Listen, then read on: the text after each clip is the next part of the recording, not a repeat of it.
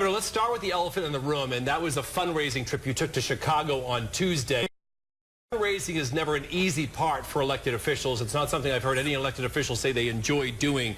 But I wanted to ask, you took the day, traveled to Chicago, and had a fundraiser at the home of the former CEO of Playboy. And I wanted to ask you on behalf of an elderly woman who called me yesterday who wanted to know if you thought that that was appropriate. It's exactly what you said, Dan. It's probably the least favorite thing that any public official likes to do, but it's part of what we do. I actually didn't take the day. I worked for the day. I flew out there and flew right back and was right back at work the next day. So wish we didn't have to do it, but it's part of what we need to do.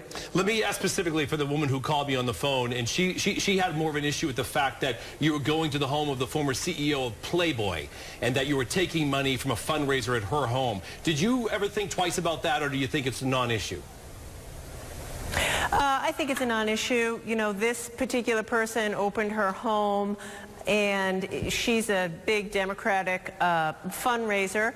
I mean, folks, there's a lot of people who are worried about what's happening in Washington, and they want to get behind, you know, Democrats who are going to stand up to Washington. So that's what it was about. Governor, I wanted to ask you one more question about fundraising. Again, the Providence Journal did a story about that trip, as you know, and they also did some more reporting.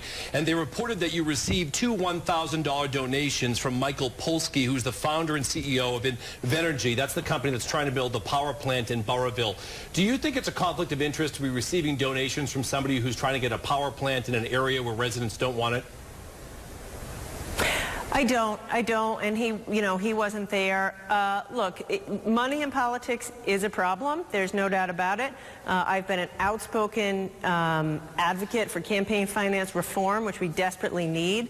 But that's why, you know, look, we put everything online so people can see what's there. Transparency is the key. But don't, you know, I don't mean to interrupt you, but don't you think that specifically somebody who's trying to get a power plant into the state and who's donating to you would be perceived as something maybe as a conflict of interest? I want to know specifically in this case, do you think that that's a conflict of interest? Do you have a problem with that? I don't, because the fact of the matter is it's not going to influence my decision one way or another. That's the important thing.